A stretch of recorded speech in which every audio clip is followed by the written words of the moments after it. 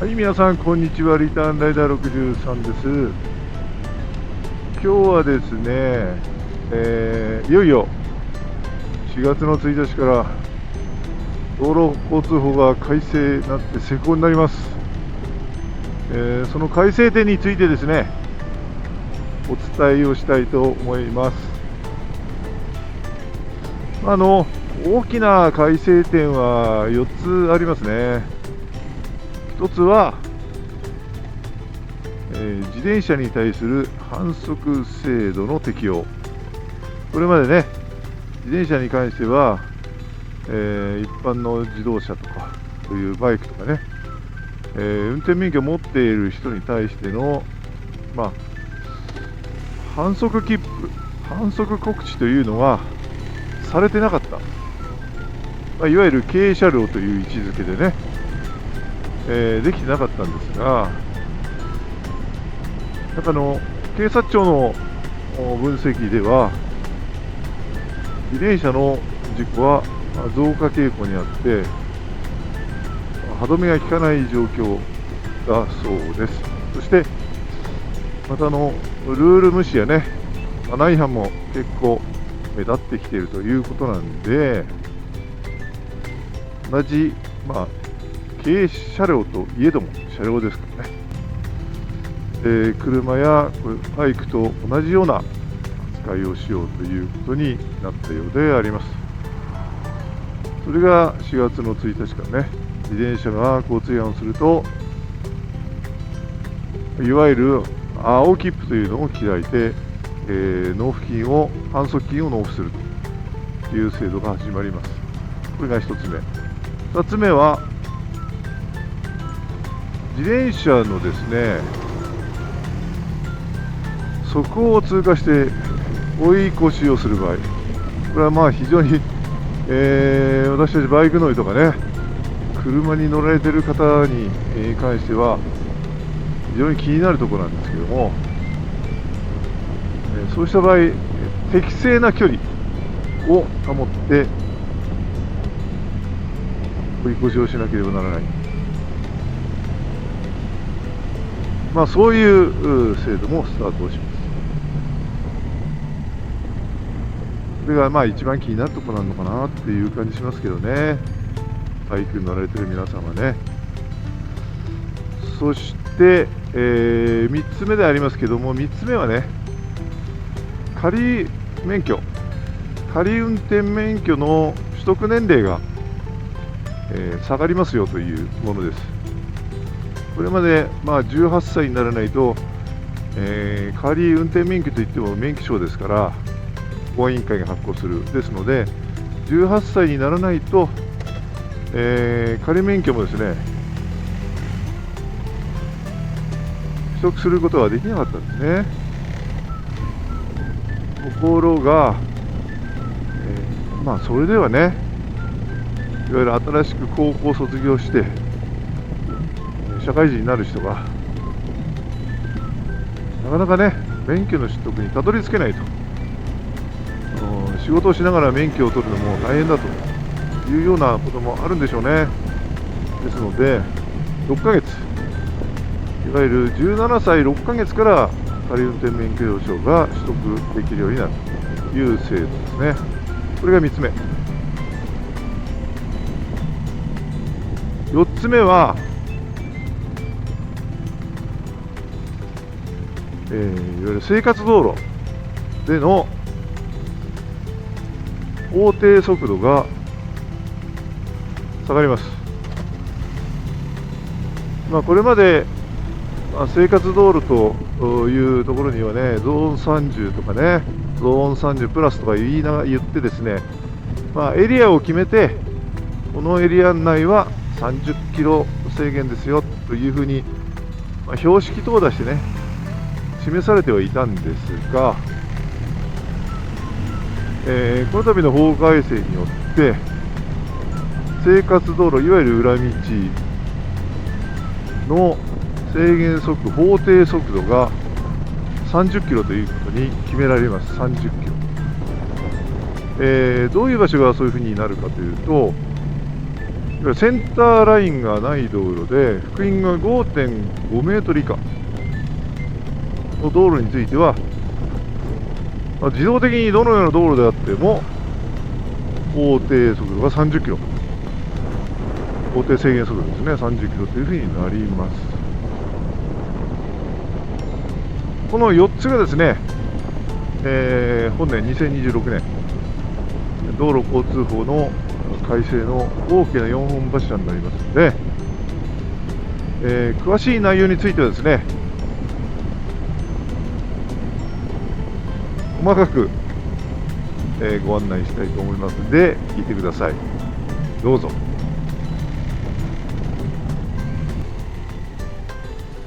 はい、それではまず、自転車のですね、交通反則通告制度について若干お話ししたいと思います。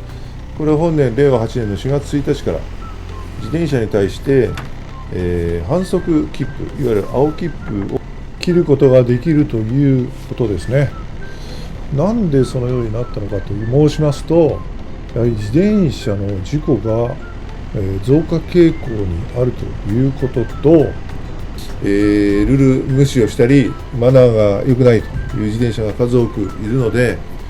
そういった自転車に対して守るように、指導を通してですね、そして、事故を減らそうというものだと思います。ですので自転車に乗られる方は気をつけましょうね。で、4月1日から実施されるんですけども、対象になる年齢があります。これは、16歳以上が対象ということですね。それから、運転免許証を持っている人が例えば自転車に乗って、青切符を切られた場合、例えば免許の点数とかどうなのなんてね、気になるところですけども、これは点数は付されませんので、反則金を納付すれば、全て終わりと、こういうことになります。ただしですね、交通違反を自転車で繰り返すと、いわゆる青切符をね、何回も切られたら、自転車運転者講習というのを、受講しなさいというふうに、法律でね、決められているので、公安委員会から受講を命じられるということになります。気をつけましょうね。で、交通、反則切符を酷使された後の流れなんですけども、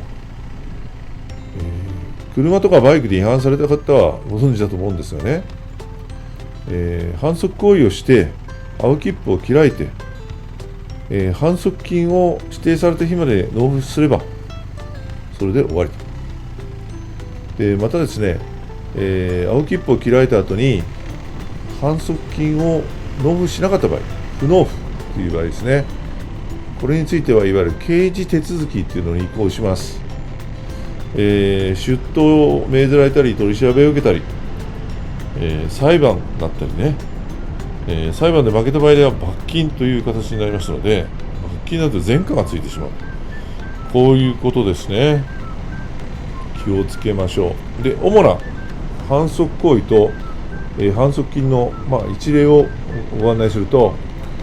携帯電話の使用と保持、携帯電話持って自転車乗ってる人多いですよね。見ながらね。これね、1万2000円。高いね。それから、遮断踏切立ち入り。要はね、遮断機が閉まってる踏切に立ち入った場合、これ7000円です。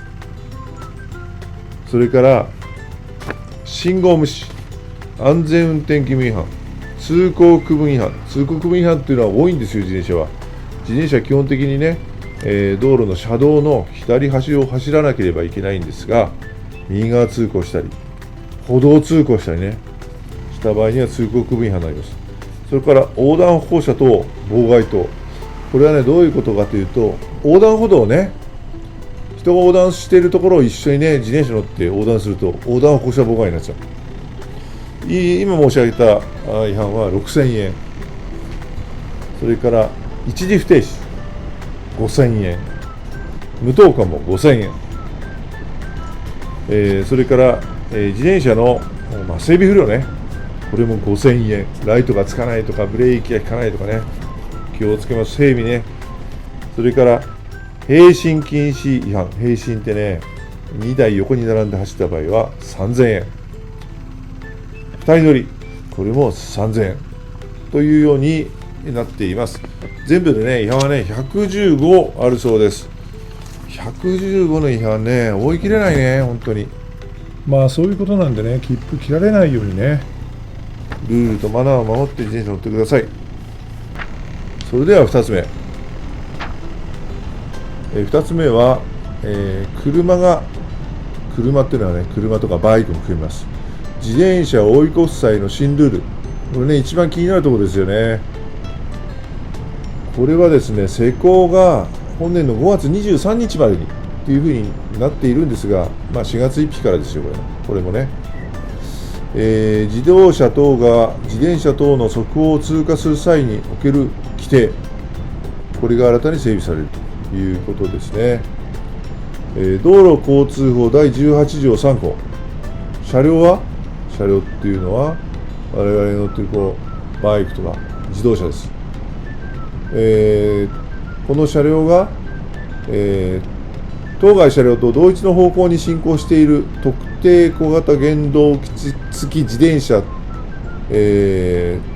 等の右側を通過する場合、特定小型原動機付き自転車等の中に自転車も入ります。この右側を通過する場合において、当該車両と当該特定小型原動機付き自転車等との間に十分な間隔がないときは、特定小型原動機付き自転車等との間隔に応じた安全な速度で進行しなければならない。そして、同条4項、全項に規定する場合においては、特定小型原動機付き自転車等は、できる限り道路の左側端に沿って通行しなければならない。要はですね、今まで自転車を追い越す場合には、特にね、本来であれば、安全な速度で自転車に危険な思いをさせないように、本当は追い越しをこれまでもしていかなければいけなかったんですが、よりそれを法律に規定して明確化しましたということであります。追い越す場合には、それ相応な、安全な間隔に応じた、いわゆるその、速度に応じた安全な間隔を確保して追い越さなければいけないというふうになっているので、ある程度の間隔を保って追い越していきましょうということなんですね。で、車が自転車を追い越す際は十分な間隔を取るか、難しい場合は十分に減速して通過することを求めている。減速や間隔についてはですよ、いろいろね、SNS では1.5 メーター以上空けろとかね、いろいろ書かれていますけども、法律にはですね、そういう間隔は明記されてないんですよ。明記されてない。ということなんで、要は直近をね、速い速度で走っちゃいかんよっていうことですよ。ですから、ある程度間隔を空けて自転車が危険な思いをしないような速度でゆっくりと追い越していきましょう。こういうことですね。ただ、自転車の方に対しても、可能な限り車とかがですね、追い越しやすいように左側によって通行するように求めています。だからお互い様ではあるんですね。両方とも気をつけましょう。こういうことです。ですので、自転車がびっくりするようなね、そういう追い越しの仕方はやめましょう。ちょっとね、私が自転車を追い越した映像があるのでご覧ください。どうぞ。今後ろの方からね、接近してっていますけどもね、どうでしょうか。こういう感じでね、ゆっくりと追い越していきましょうね、これからね、お願いします。そしてですね、この規定に違反した場合には、双方に、反則金が課せられる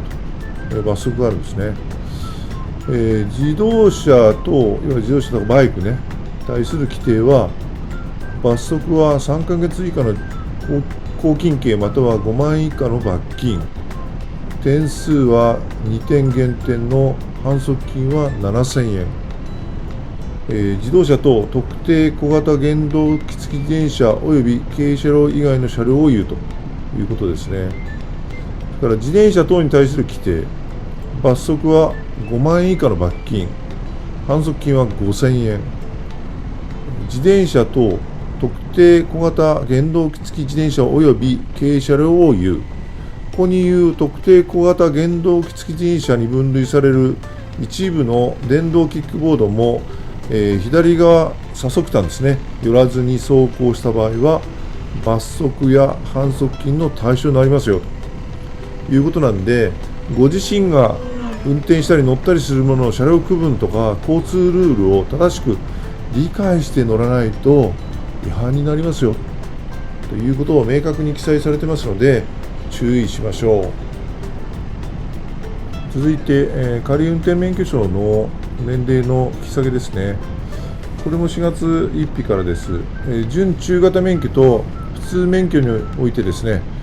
仮免許の取得と運転免許試験の受験資格の年齢要件が17歳6ヶ月に引き下げられると、いわゆる6ヶ月間ですね、引き下げられる。これまで18歳だったのが、17歳6ヶ月に引き下げられるということです。早生まれの高校3年生は卒業間近に控えた18歳の誕生日を迎えるまで、仮免許を取ることはできなかったんですね。高校を卒業するまでに普通免許を取得することは極めて困難な状況でした。そこで早生まれの高校3年生でも新生活が始まる前に運転免許を取得しやすくするため、17歳6ヶ月から仮免許の取得及び本免許試験の受験が可能になると、こういうことです。ただし、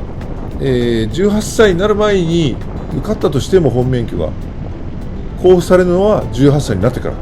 こういうことですね。で、今回のこのね、年齢の引き下げの法改正は免許取得のハードルを下げるとともに学生の進路選択の幅を広げると、企業の若年層の労働力を確保できるというメリットがある。これは多分ですね、運送業界等からのですね、若干のやっぱり要請というかね、圧力みたいなのがあったのかなっていう感じしてますけどね。でも、若い人の労働力っていうかな、選択肢を広げるっていう意味ではいいのかなっていう感じしてます。3点目は以上です。4点目ですけども、これは、令和8年、本年の9月1日、施行予定です。生活道路の法定速度を30キロ以下に引き下げるということですね。法定速度。生活道路における、自動車の法定速度がですね、現在は標識がないと60キロなんです。これを自動的に30キロに引き下げる予定と、こういうことですね。なぜ引き下げるのかというとですね、交通事故に遭われた方、自転車歩行者の方の、自宅から確か500メートル圏内だったかなに事故に遭われる方が、相手は車とかバイクね、自転車もあるのかな、非常に多いと、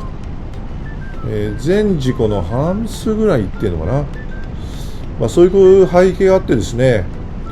自宅に近いということは、生活道路という解釈で、生活道路の法定速度をまず下げようと、こういうことになったんですね。で、道路交通法の今回の改正によってですね、9月1日から、導入が決定しました。で、生活道路と言われる一見分かりづらいですけども、標識が設置されている場合には標識に表示された最高速度が優先されるということになりますので、誤りないようにしてください。でもね、法定速度が30キロになってるのを標識で40キロにするということはありえないです。これはありえない、ね、ということです。で、法定速度が60キロままの道路はじゃあどこなんじゃいということになると、道路標識または道路表示による中央線または車両通行帯が設けられている一般道路、要はセンターラインがあるようなちょっと広い道路です、ね。で、道路の構造上または柵その他の工作物により自動車の通行が往復の方向別に分離されている一般道路、ね、広い道ですよ、これね。高速自動車国道のうち本線車道並びにこれに接する加速車線及び減速車線以外のものと、自動車専用道路みたいなところ、こういうことですよね。それで、この生活道路ってどういうものかっていうと、先ほどもちょっとお話ししましたけども、中央車線とかね、いやその車線のないところで幅員が 5.5 メートル以下、こういう道路ですね。いや、それは裏道ですよね。いわゆる俗に言う裏道、こういうところで、は法定速度は一律も30キロ以下になりますよということですからね、気をつけましょうね。それだけ裏道では事故が多いという背景があるので、生活道路をね、よくありますよね。幹線道路から幹線道路への抜け道に使うとかね、そういう人多いじゃないですか。朝の通勤時とかこうね、9月1日から全部、いやこれ40キロだと思ってたのに30キロみたいなことにならないようにね、注意をしてくださいよ、以上がですね、本年2026年の道路交通法改正でございます。4つの柱をお伝えをしました。正しく理解をしていただいて、安全運転を心がけてですね、バイクを楽しみましょう。季節もいい季節になってきましたんでね、楽しくバイク乗りましょうね。さあ皆さんいかがだったでしょうか。以上がですね、2026年道路交通法改正の、要旨ですね。どうかですね、実効性があるものなのかどうなのかっていうのはちょっとね、私には分かりませんが、中にはそうではないなっていうのもあるんですけども、究極を言えば、この交通の改正はですね、事故を減らして安全な、車社会を作るために道路交通法を改正していくんだという、こういうですね趣旨でありますので、法律に従って安全運転をしていくというのが正しいことなのかなというふうに思います。4月の1日から始まりますので、どうか皆さん、注意しながらですね、バイクライフを楽しんでください。それでは本日もご視聴ありがとうございました。リターンライダー63でした。それでは皆様また、春です。バイクを楽しみましょう。ご安全に。ご安全に。